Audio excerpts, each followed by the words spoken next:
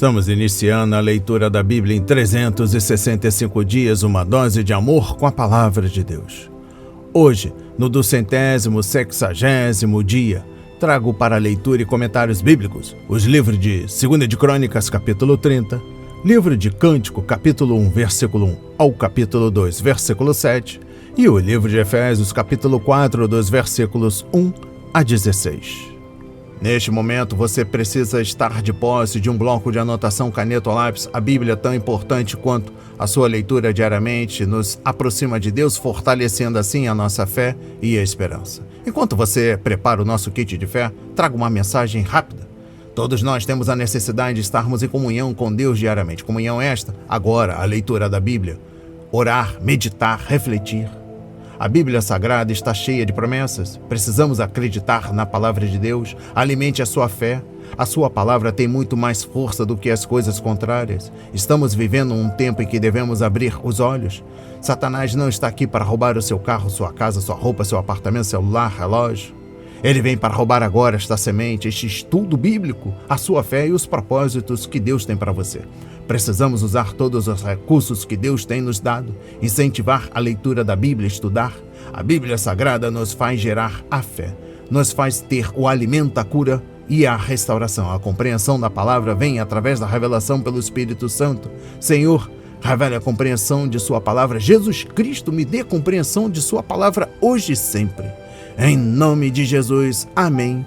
E graças a Deus. Se desconecte de tudo e permita que a palavra do Senhor adentre em vossos corações. Vamos para a leitura no livro 2 de Crônicas, capítulo 30. A celebração da Páscoa. Depois disto, Ezequias enviou mensageiros por todo o Israel e Judá. Escreveu também cartas para as tribos de Efraim e de Manassés, para que viessem à casa do Senhor em Jerusalém para celebrarem a Páscoa ao Senhor Deus de Israel.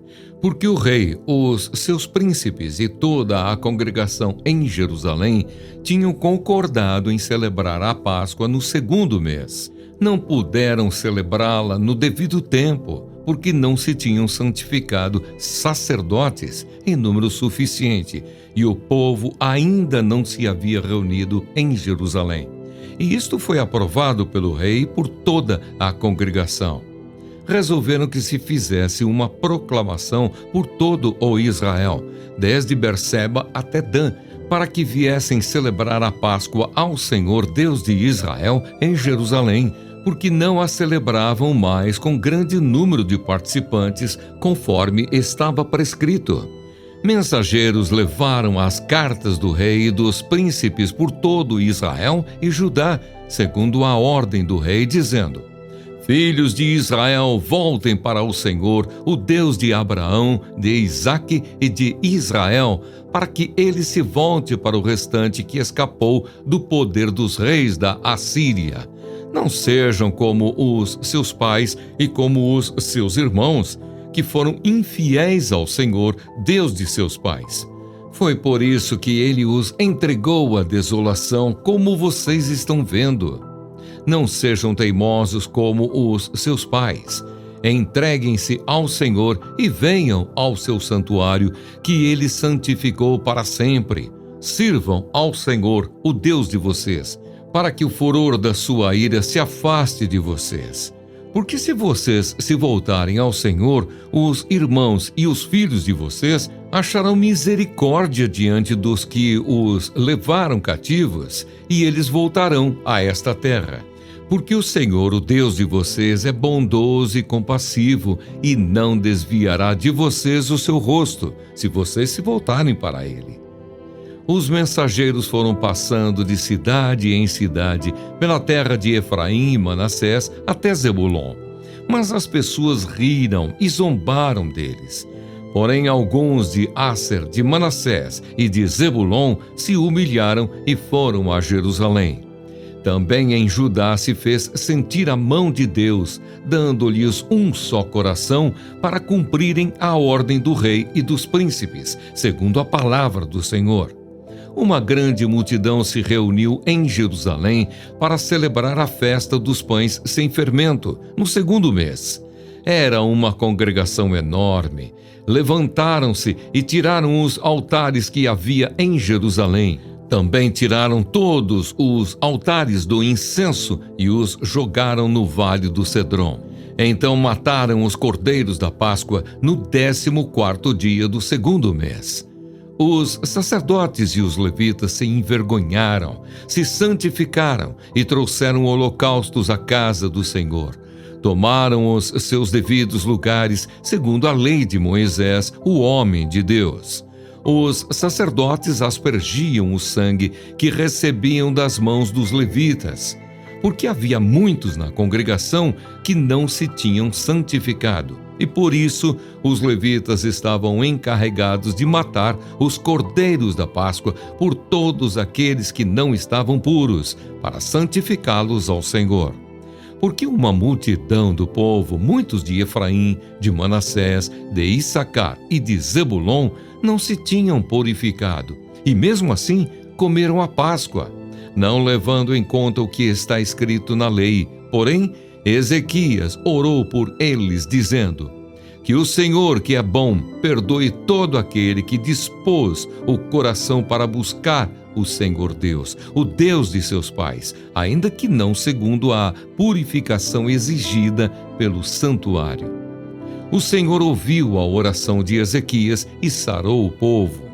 Os filhos de Israel que estavam em Jerusalém celebraram a festa dos pães sem fermento durante 7 dias, com muita alegria. Diariamente, os levitas e os sacerdotes louvaram o Senhor com instrumentos que tocaram bem alto em honra ao Senhor. Ezequias falou ao coração de todos os levitas que revelavam bom entendimento no serviço do Senhor. Durante 7 dias, eles comeram as ofertas da festa, trouxeram ofertas pacíficas e deram graças ao Senhor, Deus de seus pais. Toda a congregação concordou em celebrar outros 7 dias, e de fato o fizeram com muita alegria. Porque Ezequias, rei de Judá, deu à congregação 1.000 novilhos e 7.000 ovelhas, e os príncipes deram à congregação 1.000 novilhos e 10.000 ovelhas. E os sacerdotes se santificaram em grande número. Alegraram-se toda a congregação de Judá, os sacerdotes, os levitas e toda a congregação dos que vieram de Israel, bem como os estrangeiros que vieram da terra de Israel e os que moravam em Judá. Houve grande alegria em Jerusalém, porque desde os dias de Salomão, filho de Davi, rei de Israel, não havia acontecido coisa semelhante em Jerusalém. Então os sacerdotes e os levitas se levantaram para abençoar o povo. A voz deles foi ouvida e a oração que eles fizeram chegou até a santa habitação de Deus, até os céus. Amém. Compreendendo o livro 2 de Crônicas, capítulo 30.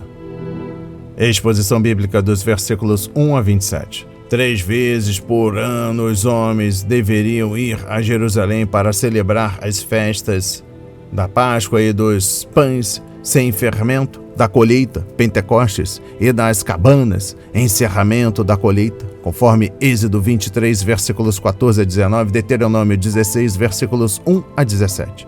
Para o cristão, hoje, a Páscoa fala da morte de Cristo, o Cordeiro de Deus que morreu por nós, conforme João 1, versículo 29 e 1 de Coríntios, capítulo 5, versículo 7 a 8.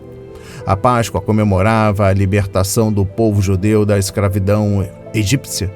Por isso, era uma festa de toda a nação. Por essa razão, Ezequias convidou os judeus de Judá e de Israel para a festa em Jerusalém. Exposição bíblica dos versículos 6 a 9. A palavra voltar, que se repete, revela o desejo do coração de Ezequias. Se todo o povo voltasse arrependido para Deus, o Senhor voltaria a abençoar seu povo. Ezequias desenvolveu seu apelo em torno das palavras de Salomão em 2 de Crônicas, capítulo 7, versículo 14. A restauração da Páscoa era a forma ideal de voltar para Deus, pois, infelizmente, o remanescente no cativeiro da Assíria estava tão cativo quanto no Egito e tão obstinado quanto seus antepassados quando Deus tratou com eles no deserto. Aqui estava uma oportunidade de fazer um novo começo e glorificar o Senhor, buscando sua compaixão, graça e misericórdia. Exposição bíblica dos versículos 10 a 11. Grande parte do povo fora de Judá rejeitou o convite de Ezequias. As pessoas zombaram de suas palavras e riram de seus mensageiros, mas, ao fazerem isso, elas rejeitaram a bênção que o Senhor tinha para elas. Algumas, no entanto, tiveram coragem de discordar de suas famílias e amigos e foram para a festa em Jerusalém. Percorreram uma longa distância com o coração humilde, pedindo a bênção do Senhor. Deus deu aos fiéis reunidos uma só mente e um só coração, para que o centro da celebração fosse o Senhor e não algum líder ou político. É verdade que sempre haverá aqueles que rejeitarão o convite para se aproximarem de Deus. A parábola do banquete de casamento contada por Jesus, conforme Mateus 22, versículos 1 a 14, ilustra essa questão no sentido fundamental, pois muitos são chamados, mas poucos são escolhidos, conforme Mateus 22, versículo 14. E eu encerro a compreensão do livro 2 de Crônicas, capítulo 30, trago a exposição bíblica dos versículos 17 a 20. Muitas pessoas comuns na grande congregação estavam impuras, conforme Levítico 15, versículo 31, talvez porque tivessem saído rapidamente da casa ou tivessem se contaminado durante a viagem para Jerusalém, conforme Números 9, versículos 9 a 10. Ezequias sabia que Deus estava mais interessado no coração dos adoradores e não com os detalhes relacionados ao cumprimento das exigências cerimoniais. Portanto, pediu a Deus para limpá-las e aceitá-las, conforme 1 Samuel capítulo 15, versículos 22 a 23, Isaías 1, versículos 10 a 17, Oséias 6, versículo 6, Miqueias 6, versículos 6 a 8 e Marcos 12, versículos 32 a 33. Deus respondeu à sua oração porque o Senhor quer a devoção do coração e não um mero ritual religioso. Se houvesse algum legalista na congregação, teria ficado muito inquieto, mas tal atitude só representaria a perda da bênção de Deus, conforme Salmos 51, versículos 10 a 11, versículos 16 e 17, Lucas 18, versículos 9 a 14. Hoje, se muitos crentes preparassem seu coração para a adoração como o mesmo cuidado com que preparam suas roupas de festa, o Senhor enviaria muito mais bênçãos sobre sua igreja. Vamos para a leitura no livro de Cântico, capítulo 1, versículo 1 ao capítulo 2, versículo 7. Cântico dos Cânticos de Salomão. Primeiro cântico. Esposa, beije-me com os beijos de sua boca, porque o seu amor é melhor do que o vinho. Suave é o aroma dos seus perfumes, como perfume derramado é o seu nome. Por isso as donzelas o amam. Leve-me com você, vamos depressa. O rei me introduziu nos seus aposentos. Coro. Exultaremos e nos alegraremos por sua causa. Do seu amor nos lembraremos, mais do que do vinho. Não é sem razão que o amam. Esposa. Eu sou morena e bonita, ó filhas de Jerusalém, como as tendas de Quedar, como as cortinas de Salomão. Não olhem para a minha pele morena, porque o sol me queimou. Os filhos de minha mãe se indignaram contra mim e me puseram por guarda das vinhas. Mas a minha vinha, que me pertence, não a guardei. Diga-me, ó amado de minha alma, onde você apacenta o seu rebanho? Onde você o faz repousar ao meio-dia? Diga para que eu não ande vagando junto ao rebanho dos seus companheiros. Esposo, se você, a mais bela das mulheres, não o sabe, siga as pisadas dos rebanhos e apacente os seus cabritos junto às tendas dos pastores. Comparo você, minha querida, com as éguas das carruagens de Faraó. O seu rosto fica lindo com os enfeites, o seu pescoço com os colares. Faremos para você enfeites de ouro com incrustações de prata. Esposa, enquanto o rei está assentado à sua mesa, o meu nardo exala o seu perfume.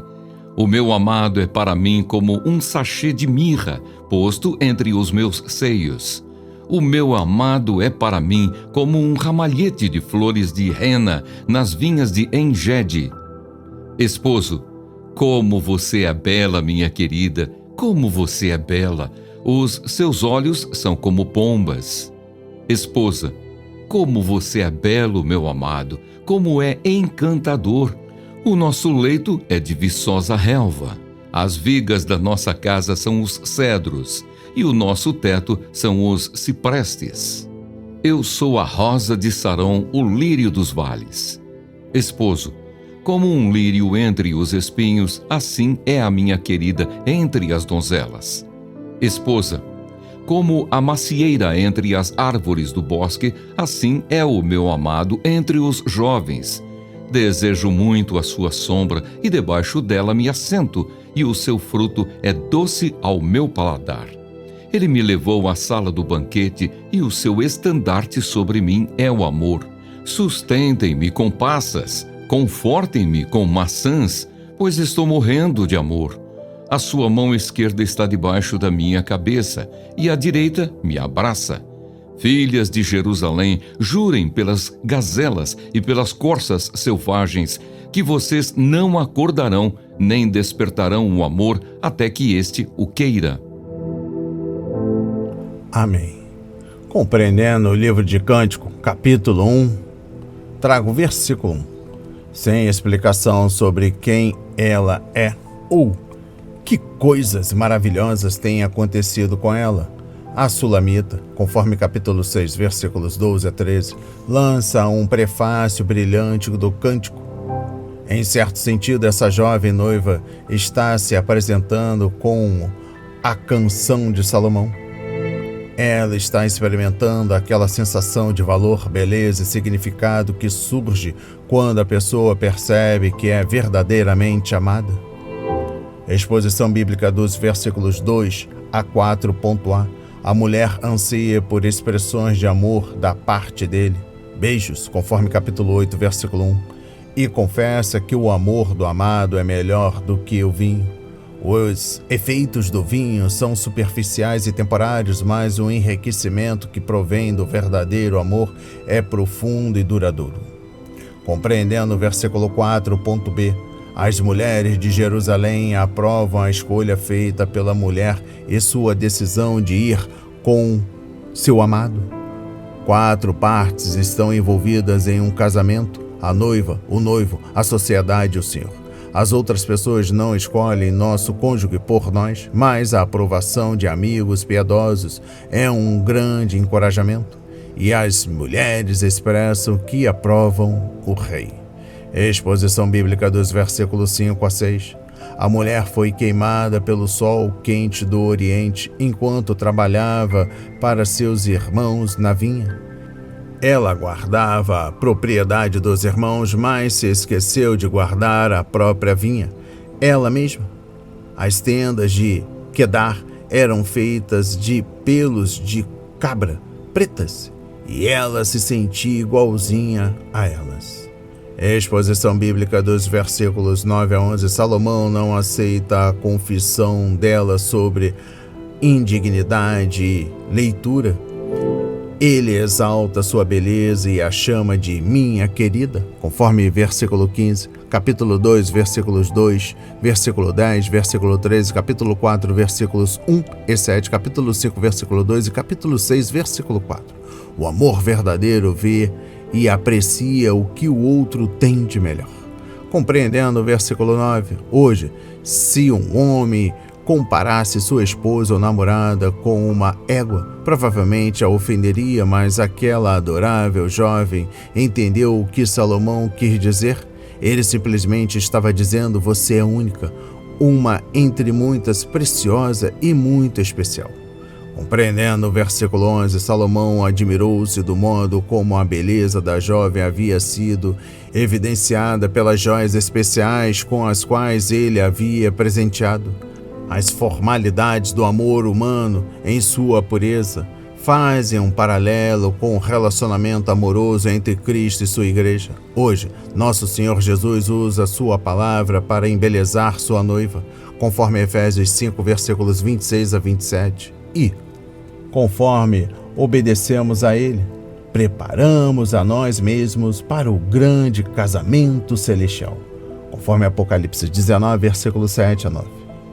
Exposição bíblica dos versículos 13 a 15. O amado usa um perfume que atrai aquela a quem ama.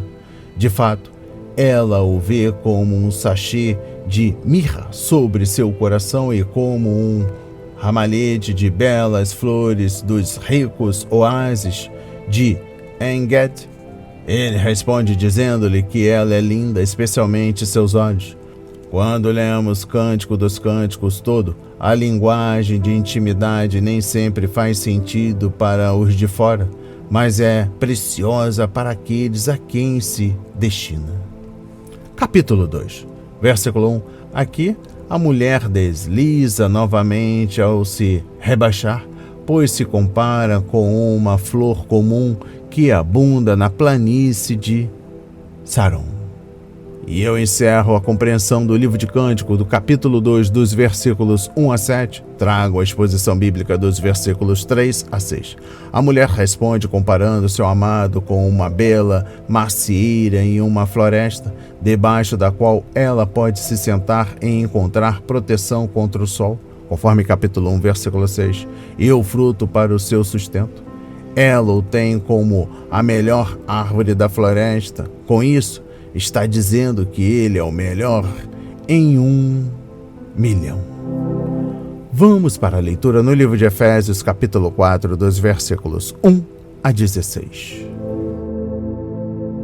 A unidade da fé. Por isso eu, o prisioneiro no Senhor, peço que vocês vivam de maneira digna da vocação a que foram chamados, com toda a humildade e mansidão, com longanimidade, suportando uns aos outros em amor, fazendo tudo para preservar a unidade do Espírito no vínculo da paz. Há somente um corpo e um só Espírito, como também é uma só a esperança para a qual vocês foram chamados. Há um só Senhor, uma só fé, um só batismo, um só Deus e Pai de todos, o qual é sobre todos, age por meio de todos e está em todos.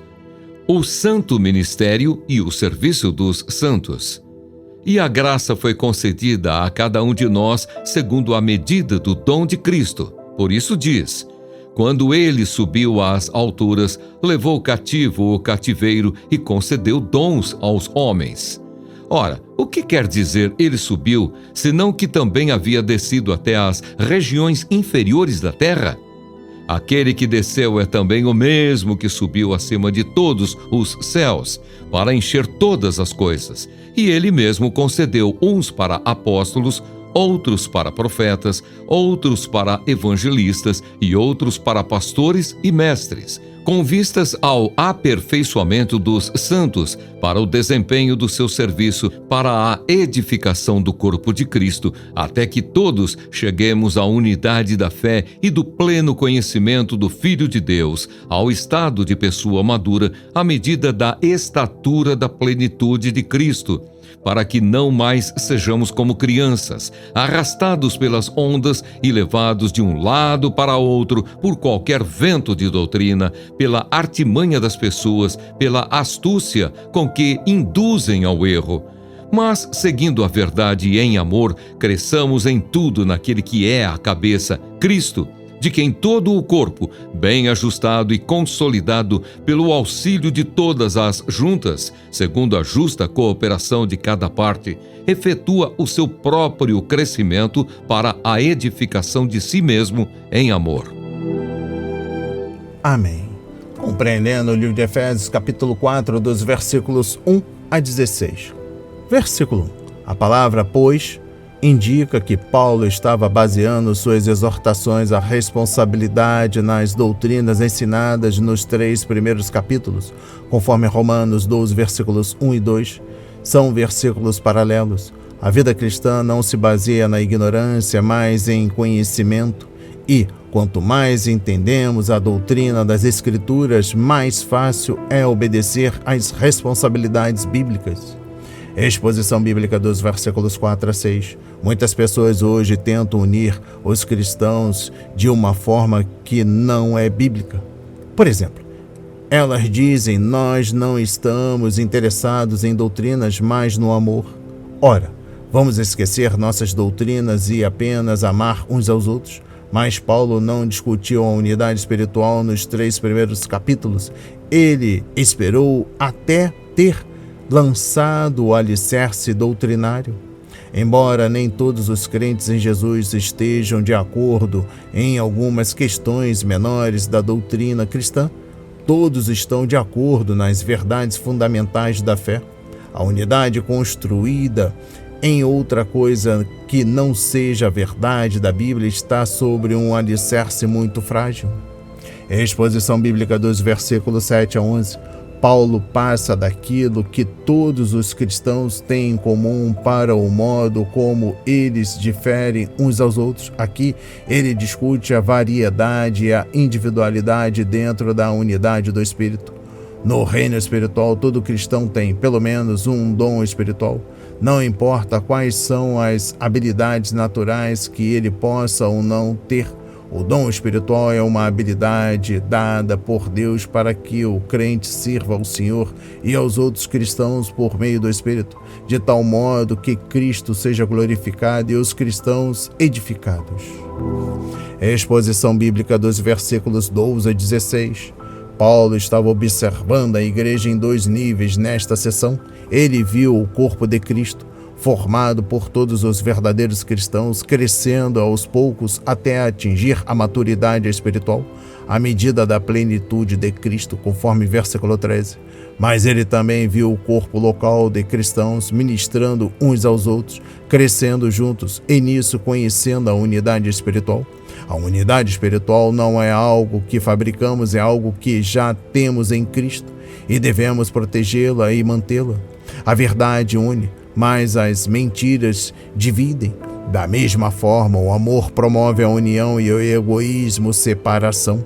Portanto, devemos seguir a verdade em amor, conforme versículo 15, equipando e edificando uns aos outros, para que todos cresçamos e sejamos mais semelhantes a Cristo. E eu encerro a leitura da Bíblia em 365 dias e também da compreensão do livro de Efésios, capítulo 4, dos versículos 1 a 16, trago o versículo 15. Paulo estava muito preocupado no sentido de que os cristãos não quebrassem a unidade do Espírito ao concordarem com falsas doutrinas, conforme Romanos 16, versículos 17 a 20. E o apóstolo João fez eco a essa advertência, conforme 2 João, versículos 6 a 11. A igreja local não pode acreditar na paz a qualquer preço, pois a sabedoria de Deus é primeiramente pura, depois pacífica, conforme Tiago 3, versículo 17. A pureza da doutrina em si mesma não produz unidade espiritual, pois há igrejas que são sadias na fé, mas doentias em se tratando de amor. É por isso que Paulo juntou os dois. Siga a verdade em amor. As palavras de hoje foram semeadas para as nossas vidas, para a honra e a glória do Senhor. Receba este alimento diário, não hesite, compartilhe. Deus está interessado na minha e na sua dor. Que Deus nos abençoe.